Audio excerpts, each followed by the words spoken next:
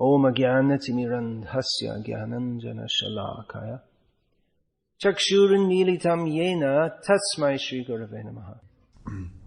Manu spread a seat of kushas and kashas and worshipped the Lord, the personality of Godhead, by whose grace he had obtained the rule of the terrestrial globe.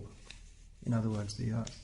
Purport by Srila Prabhupada. Manu is the father of mankind, and therefore from Manu comes the word man, or in Sanskrit, Manusha.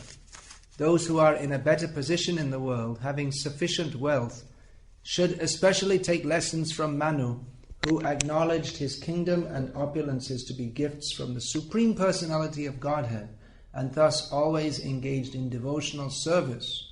Similarly, the descendants of Manu, or human beings, especially those who are situated in a well-to-do condition, must consider that whatever riches they have are gifts from the Supreme Personality of Godhead. Those riches should be utilized for the service of the Lord in sacrifices performed to please Him.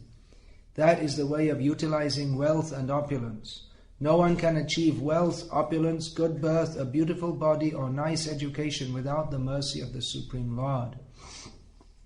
Therefore, those who are in possession of such valuable facilities must acknowledge their gratefulness to the Lord by worshipping Him and offering what they have received from Him. When such acknowledgement is given, either by a family, nation, or society, their abode becomes almost like Vaikuntha, and it becomes free from the operation of the threefold miseries of this material world. In the modern age, the mission of Krishna consciousness is for everyone to acknowledge the supremacy of Lord Krishna. Whatever one has in his possession must be considered a gift by the grace of the Lord. Everyone therefore should engage in devotional service through Krishna consciousness. If one wants to be happy and peaceful in his position, either as a householder or citizen or member of human society, one must promote devotional service for the pleasure of the Lord. Manu is the father of mankind. Father is generally considered in the modern age simply a physical function, but it's much more than that. A father has responsibility not only for the material well-being of his offspring, but even more particularly for the spiritual welfare. Therefore, Guru nasasyat, Swajana nasasyat, Pita nasasyat, Janani nasasyat, Daivang natatsyan, napatis jasatsyan, namochiyadyah samupeta mrityam. One should not take the position of guru, father, mother, relative, worshipable person. One should not accept respect for others. Unless husband, unless one is able to deliver his dependents from birth and death. So Manu has a big responsibility, being the father of all humankind. So it is his duty to instruct them in their ultimate welfare, that human life is meant for freedom from birth and death, for making that endeavor to get free from birth and death. There are so many verses. There's Nayam deho deho bhajam riloke kashtan kaman arhate vidhujam ye. Tapo divyam putrika yena sattvam shudyat yasmad shudyat brahmasokyam tvanantam. Rishabdev said that, instructing his sons, as the father of his sons, he took the responsibility to instruct them that having attained this human birth, one should not live like pigs. Yesterday I was saying something about the piggish outlook or piggish mentality. It's not my invention. It's not a joke either, it's a fact. Because the pigs, they're simply interested in gross sense gratification, and for them eating stool is very nice. You don't see, in this country, you don't even see pigs. Only you see cut up pigs in the supermarket. But in India, that's common enough up to the present day, that pigs, they eat what we ate yesterday, processed food, naturally processed. In other words, the stool, what people pass out in the morning, the pig takes in. So Rishabdev is graphically comparing human life passed for the sake of sense gratification to pig life.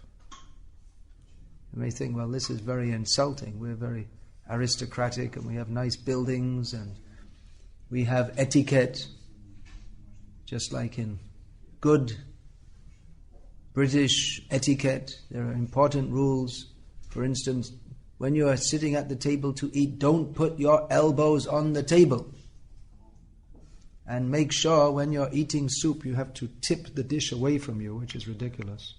Not towards you, because it's bad etiquette. They made up some rules and they consider this to be indicative of aristocracy, that you should know all these things. But human life is rather defined by atato brahma jijnasa. At least this is the higher level of human. The beginning level of human life is vanashamacharabhata purushena paraf puman vishnur aradhyate pantha nanyat tato shakaranam. Taking to the varnashram system is the beginning of human civilization. From the Vedic perspective. Any other perspective, well, it's piggish perspective, because it's simply based on sense gratification, even in the name of religion. So that varnashram based on service to Vishnu, and then the higher level of human life comes in not simply following the varnashram rules, but inquiring into the absolute truth. So Rishabdev is recommending, don't live like a pig. One should perform divine austerities, tapo divyam, so that one can become situated in eternal blissful life. Rishabdev is a good father. He also spoke this Guru Nasas, that one should not be a guru, father, mother, husband, relative, or worshipable demigod, unless one can instruct others how to be freed from birth and death. So Manu is the father of mankind. He's also the guru of mankind, because father means guru. Father is the guru of the family. Actually, the first guru is the mother, according to Shastra. Because the mother teaches, she first of all takes care and teaches all the basic things. Nowadays, we see, just like when Prabhupada came to the West, he had to teach all aspects of human life, such as after passing stool, take a bath. And don't just wipe your backside, smear all the stool over your backside, but wash it thoroughly.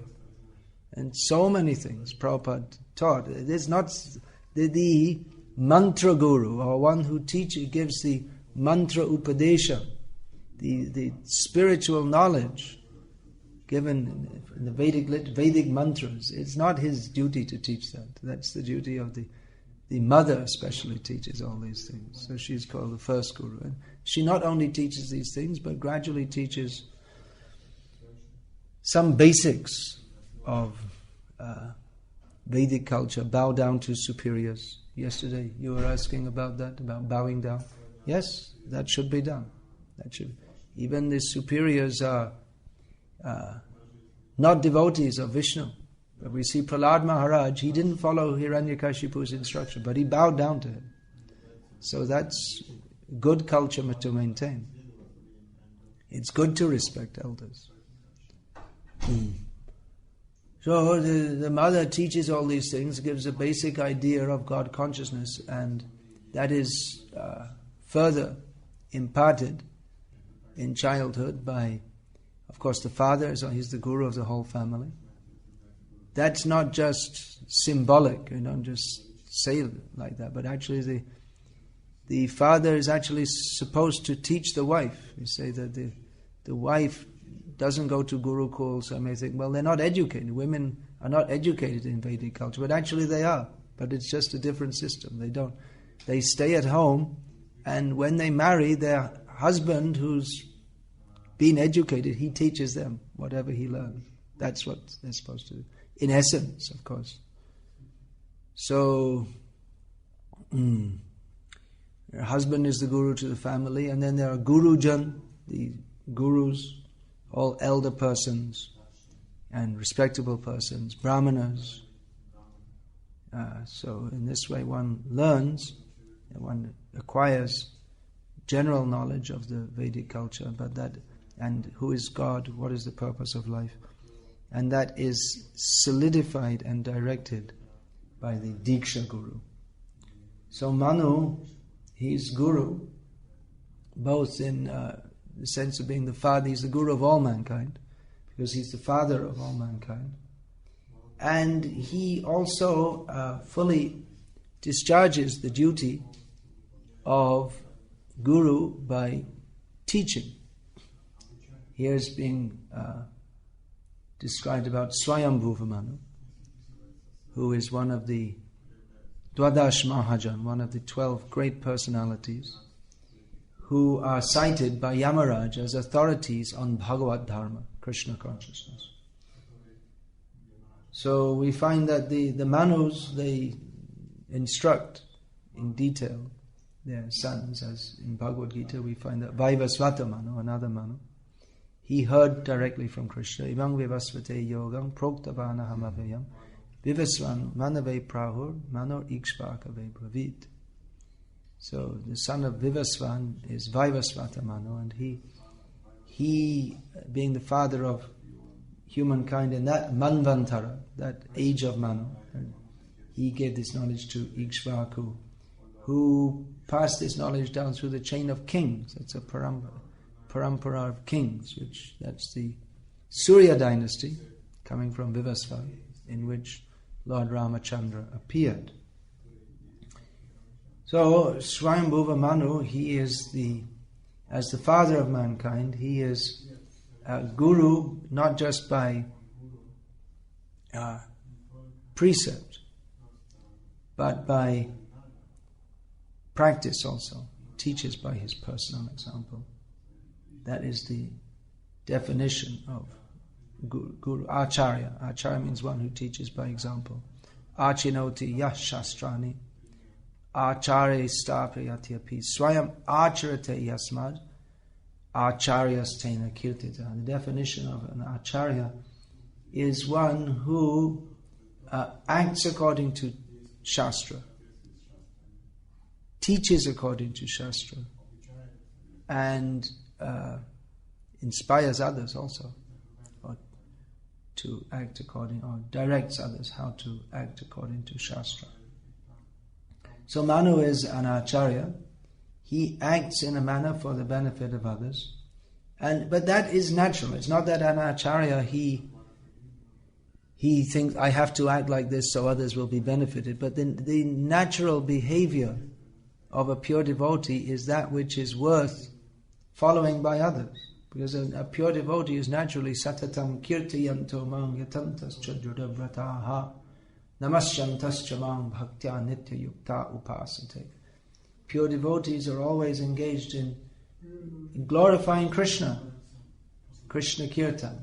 Yesterday we were reading Krishnot Kirtana Gana Nartana Paro.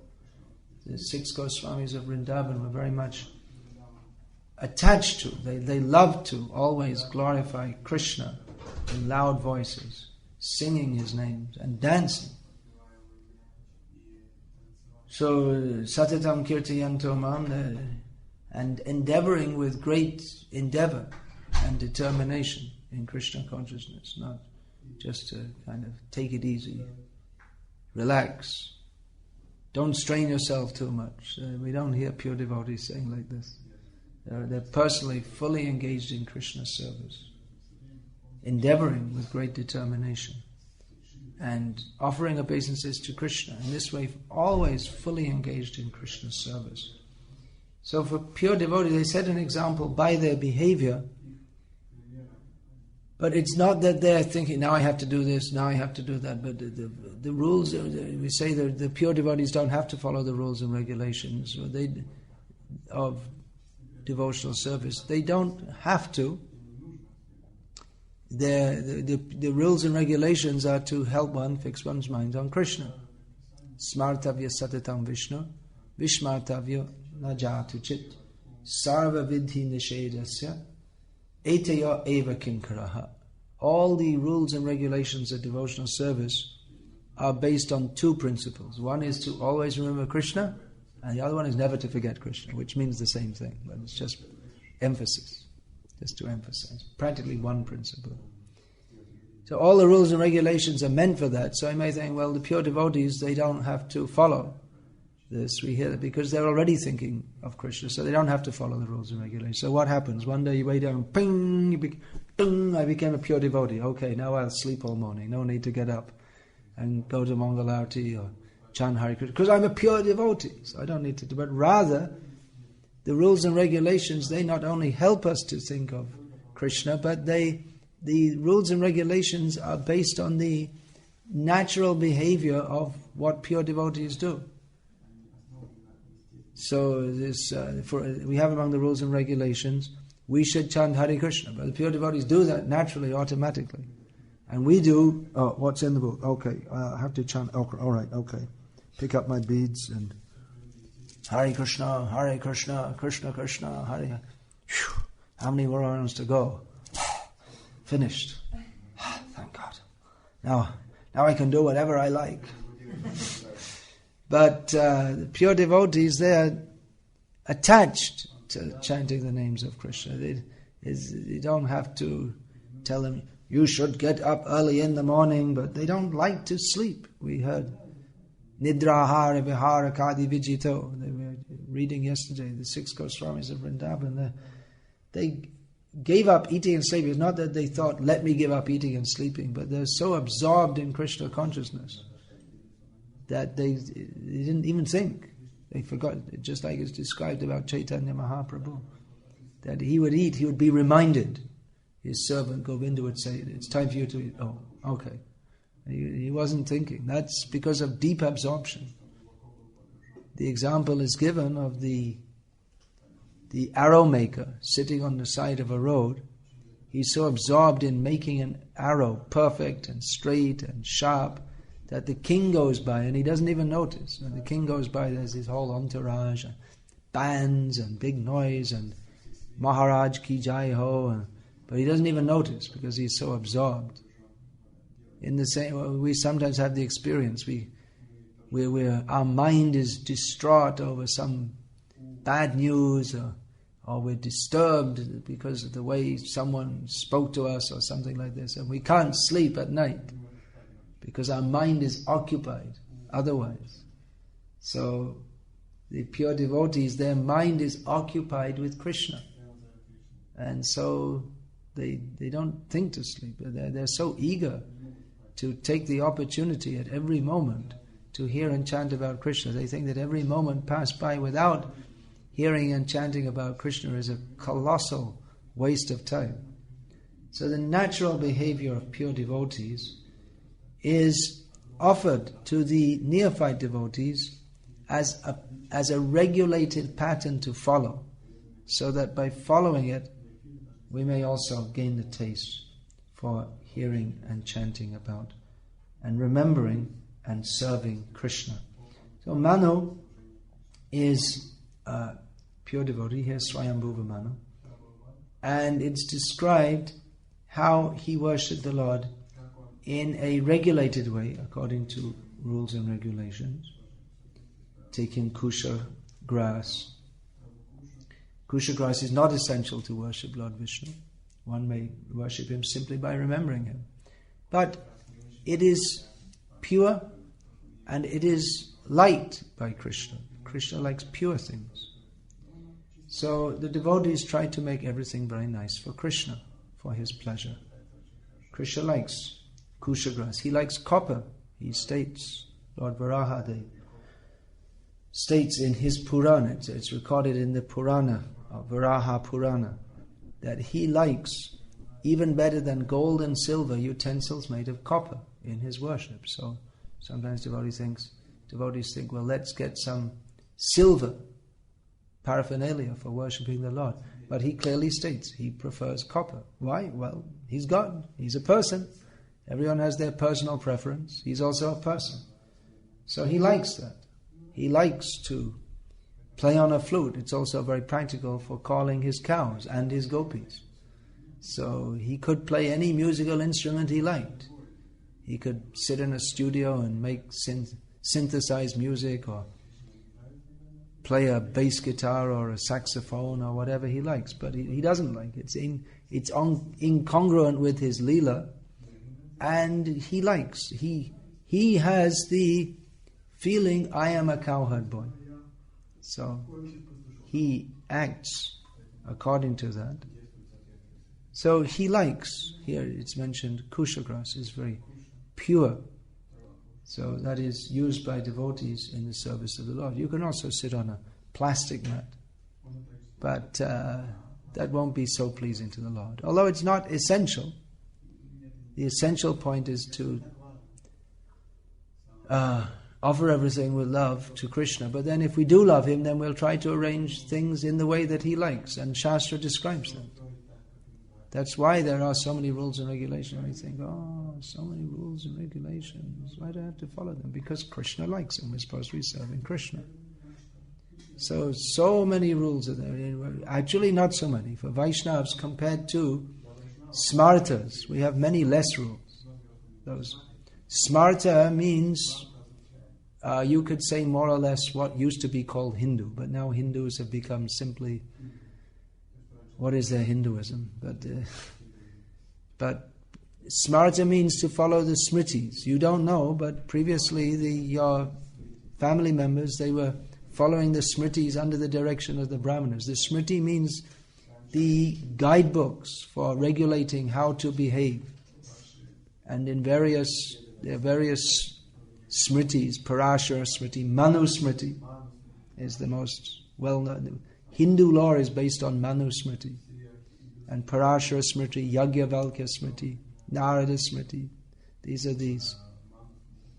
are some of the 20 best known Smritis, or books of laws which are taken, laws of everyday life which are taken from the scriptures, and they're selected by the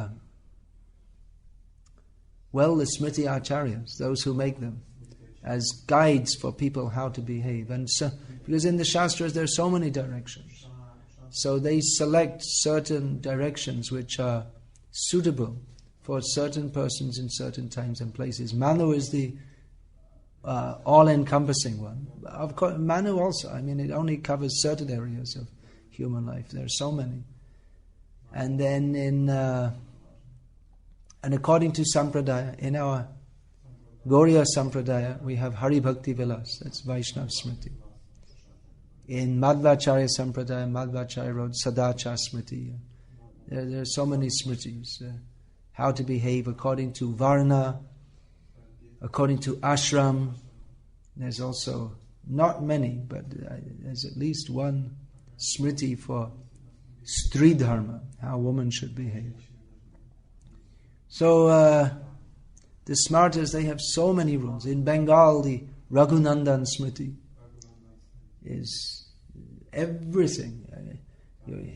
Everything you can imagine about, like what time to get up in the morning, and then first of all you have to put your right foot on the earth, then you recite certain mantra, that's the Kshama Prarthana mantra to earth, to the earth, Bhumi Devi, that I'm placing my foot on you, so please forgive me, you're my mother. So just as the mother tolerates the kicking of her child, it's very everything. In how to design a house, of course, this comes under Vastu Shastra. And then where the entrance should be, where the kitchen should be, where in the kitchen the fire should be. So many rules and regulations. So to help us lead our lives in harmony with the universe, in all respects, including all the subtle laws of the universe, which people in the modern age are not aware of at all. So the Smartas have many, many rules, and the Vaishnavas also have many rules, but the sum and substance of all the rules is to always think of Krishna and never forget Him. But still, compared to modern life, there are many rules because, first of all, in the Western countries, there's no knowledge of all these subtle principles of human life, and there's no knowledge of who God is, and that He's very vague idea that He's a person. So how he should be worshipped. There's no idea. There's no system of puja in the Western countries.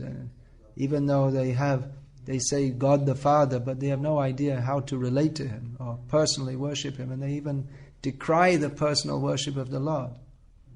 So, especially in the Archan Vidhi, the process of deity worship, there are many rules and regulations based on doing what is pleasing to Krishna. One, in the public temples, that worship is restricted to Brahmanas, male Brahmanas. There are reasons for that, because Brahmana means he should know who is the Supreme Lord. Otherwise, you can stick anyone and wave something round and ring a bell, but he should know what he's doing. And Brahmana means trained in Brahminical culture of cleanliness, because one should be clean and pure to worship the Lord. So there are so many different rules and regulations to follow. Manu has given his Manu Smriti, and there are so many other Smritis. In the modern age, people tend to be lazy. That is stated in Srimad Bhagavatam also. Primary symptoms of Kali Yuga. That prayanal payasa sabhya kalavasmin yuge janaha manda sumanda mateo manda bhagyahi upadrutaha. That in this age of Kali, people have short lives. They're also lazy, unlucky, of weak intelligence. And their minds are always disturbed. They're quarrelsome, and their minds are always disturbed. So people are lazy. They don't... Of course, they say, well, we're Germans, we're not lazy. We work hard. But lazy for spiritual realization, particularly. The British, when they came to India, they thought, oh, these Indian people are lazy. They're not working hard. We should build factories and make them work hard. So now, by the greatest of the British, you're all working hard. In India, in Europe, they have 40-hour week, is it? But in India, it's at least 60 hours. And everyone from the rickshaw driver to the whatever, everyone's working. No one less than 50 hours. And your company, they might give you a Sunday off, and then they call you on your cell phone, come to work anyway. Like that. Even some companies, they say, we have bed here, we'll bring you food, and that's it. You just stay here. When you want to sleep, sleep. When you want to eat, tell us, we'll bring you something. The rest of the time, work. And then people have nervous breakdowns, and they employ someone else, and it goes on like that. But previously life was not working so hard, so the British thought lazy, but not lazy. They were getting up early in the morning and going to the temple or at home doing puja or performing yagyas, spiritual activities in the morning and spiritual activities in the evening, walking to holy places, going on pilgrimage. Just like they'll do the dindi, walking from Nagpur to Pandharpur. So, and people in South India, people will walk to the nearest, well, especially in Tamil Nadu, to the nearest Divya Desham, that be their pilgrim, or they'll have a lifelong ambition to go to Tirupati. Nowadays, you get on a train and go, but in those days, it might be a 3 weeks walk, 4 weeks walk, and you have to plan it out well in advance. Usually after the harvesting, and when there's no work, or after planting, when there's not much work in the fields, then you have to plan how much time it will take, and you have to 3 weeks walking, 3 weeks back, and then maybe spend 1 week there, and then all the way along the path, simply remembering the Lord. So people might have a lifelong ambition. When will I have the opportunity to do that? So they weren't lazy for spiritual understanding. They were very busy for spiritual understanding. Rising early in the morning. That was the norm. People would rise early in the morning. But now they've adopted the Western way of life. And we used to go on Harinam after Mangalarti around the towns. But now if you go, people say, why are you disturbing us? Because they're sleeping. They would be, normally people would be up early in the morning, but now they have TV, so they're watching late at night. And they've become lazy for spiritual realization. So one should not be lazy. It's easy to cut corners, cutting corners. That means instead of going on the road, you just go across and cut the corner. But it's easier for us not to follow the rules and regulations. And we often say time, place and circumstance, but usually it's what I can see, it's usually just our laziness. That we just think, well, what does it matter? Krishna's not going to complain. So, but this attitude will never bring us to Krishna consciousness.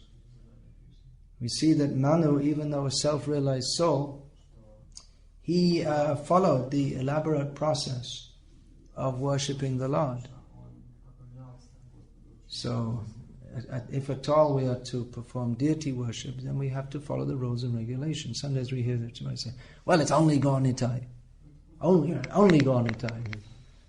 So they say, well, they're not installed, so it doesn't matter. What does it mean they're not installed? Whoever heard of uninstalled deities? What are you worshipping, a piece of wood, or you're worshipping the Lord? If he's Bhagavan, then you have to worship him as Bhagavan. If he's a piece of wood, then then it doesn't make any difference. So out of laziness we make so many excuses, but we have to follow the examples of the acharyas who risked their lives for the Lord. And not only risked their lives, but gave their lives. We find that when the Muslims attacked Sri Rangam, when was that? About almost 1,000 years ago. Then they just, all the Brahmins, they just killed them all. 1,200 of them. How can they defend against soldiers with swords? And so, fortunately, the Lord Himself was taken away before that. And so the devotees, they risk their lives for the sake of the Lord. And that even somewhat more than 25 years ago now, it must be, in Mayapur, there was an attack of dacoits on our temple, and then Bhakti Raghav Swami, who was a brahmachari at that time, even though he had a bad leg from polio, he couldn't walk properly, but helplessly, he went to defend the deities. Even what can he do against a gang of dacoits? And they threw a bomb and blew off his leg. Luckily, they didn't kill him. So he was sitting there in a pool of blood. Anyway, his leg wasn't good, so didn't make that much difference. But there are other devotees. One devotee had his arm chopped off in Kenya when he stood in front of the deities as robbers attacked. So they're giving their life for the Lord. This is the standard. We like to sing Radha Krishna Pranmo Jugala Kishore Jibane Marane Gati Arnahimo. Radha and Krishna are my life. And in life and death I have no other goal. So it's easy to sing, but we should see that at least Archan, all aspects of our service, we should do very nicely for Krishna, taking the trouble to do so. You may think, well, it doesn't matter. Just getting up early in the morning, it's a little troublesome, so I won't bother. When you don't bother, then you don't become Krishna conscious, that's all. Because as I was saying yesterday, the science of Bhakti Yoga, Prabhupada subtitled The Nectar of Devotion, the complete science of Bhakti Yoga. If we follow the process, we get the result. If we don't follow the process, you don't get the result, that's all. So Manu is showing us he doesn't have to. But he doesn't have to, but he likes to worship the Lord. And he's showing us the process. He's an acharya. That if we follow this process, we will be benefited. Unfortunately, we tend to be attached to so-called material benefit. One devotee was telling me, he was leading up a preaching center. There was one devotee who was there, brahmachari. So he used to go out regularly on book distribution, but a little slow in doing it, and he refused. If I go, I must go out with someone. I need association. I can't go out unless I have association. Then at some point in time he decided, well, I'm not going to be a brahmachari all my life. I need to get married. So I better get some money together. So I'll start selling incense. And then he became so enthusiastic for selling incense and going out. He didn't need any association, and very fired up.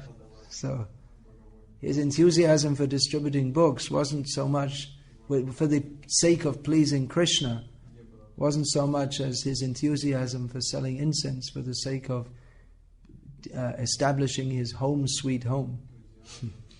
So we have to see that we are in the line of acharyas. Swayambhu, actually Swayambhu means Brahma, but Manu is one of the acharyas, the Mahajan, great teachers of Krishna consciousness. So, yesterday we were talking about how Chaitanya Mahaprabhu, he brought the highest gift of love of Krishna in Vrindavan on the level of the gopis, and this is our sampradaya. So again, it's easy to talk, and we should talk, we should discuss these things, but let's look at the other end also. And we have the ideal, and where are we? And we should see how to close the gap, how to actually advance on the path of loving Krishna. It begins with the path of Sharanagati, surrendering to Krishna. In Sharanagati, it's all these 6 principles of Sharanagati. They're all practical, how we live our lives, anukulyena sankalpa, making a firm determination to act only in that way, to only do things that will help us to come to Krishna. And pratikulyasya varjanam, to give up everything that will inhibit the development of our Krishna consciousness. Rakshishyatiti vishvaso, to have faith that Krishna will protect us.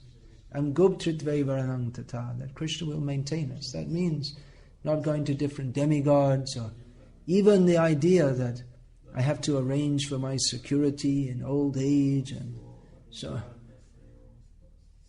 But faith in Krishna, that Krishna will look after me. If he wants, he can look after this body, but what does it mean looking after this body anyway? Because anyway it's going to die. So that gives us the inspiration to atmanikshepa, to just throw ourselves at the lotus feet of Krishna in full surrender. And also with dainya, the feeling of full dependence and helplessness. I am very fallen, I am not very great. As Prabhupada is discussing in this purport, that Manu, even though very great by material estimation, he considered that whatever I have, it is simply the mercy of the Lord, my prestigious position in human society.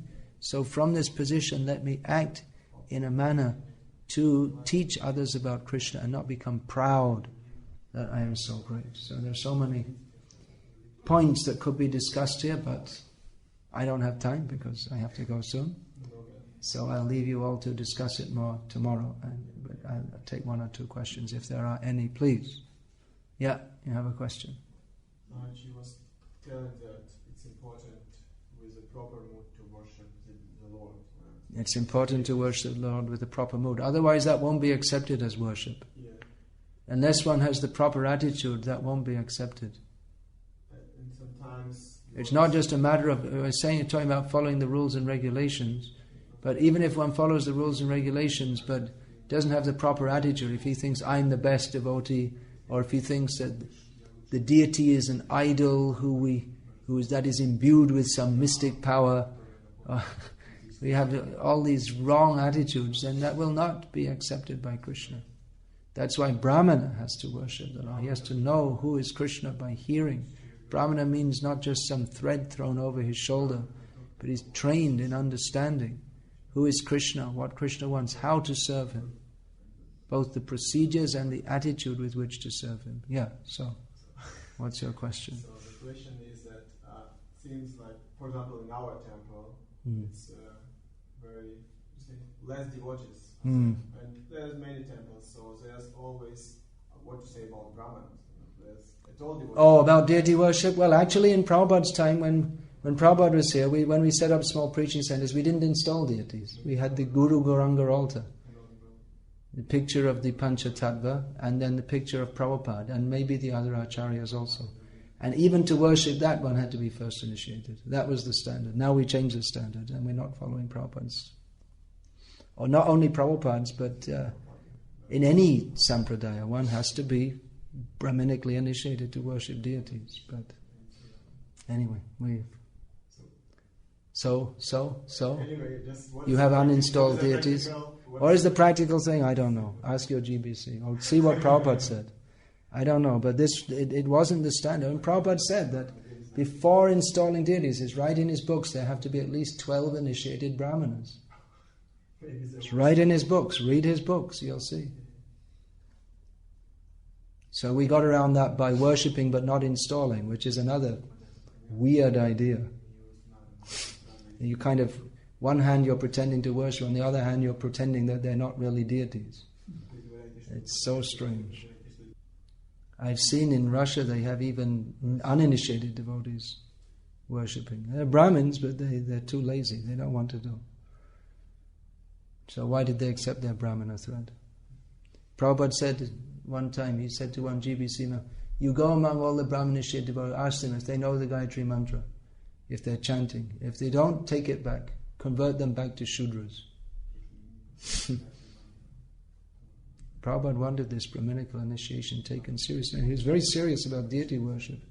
He said, one of the last things he said, I'm very concerned after I pass away that the proper stand in deity worship won't be followed. So sometimes we think, well, it's good for preaching, but you can't just bring the deity as a kind of preaching tool. That means there's a possibility to do seva apparat to deities, and is there, what kind of reaction is there some? Well, it's said that Gaunitai don't accept any offences, but then their devotees may do. That's why Prabhupada didn't want the even Gaunitai deities. And so even one time the deities of Gaunitai, just this high, in Edinburgh, they opened the temple and then they closed it down without asking Prabhupada. Prabhupada was very upset that once you have established the deities, you can't move them and you can't close the temple. You just can't do it. It is a great offense. So that's why you should be ready before you start worshipping. You should be ready. I'm just reflecting on all this because there's a big discussion going on email at the present moment. There's some deities have just been installed in India in a very new temple, and some devotees are asking, what's the arrangement? And it's easy to install, but then you have to do, 7 artis, 5 offerings. This was the standard Prabhupada gave for Radha Krishna deities. 7 artis, 5 offerings, daily dressing twice, puja once. So it's easy to start, but then another thing anyway, I won't go on. It's something that upsets me, but there's no time to discuss it all now. Hare Krishna. You had a question? If you have time. I don't, but ask it anyway. You mentioned I'll give a about quick chanting, chanting without considering Krishna or without thinking about Krishna. So just like chanting something. And so what is the destiny? Because I myself is not thinking mostly about Krishna when I'm chanting. No, well, even Prabhupada said don't. In the beginning, don't try to think, just hear. Because the name of Krishna is Krishna. So in the beginning our chanting is imperfect, but we should go on hearing the name with faith, and Krishna will help us. It's not that you're going to go to hell by chanting Hare Krishna. we'll be delivered from hell, minimally.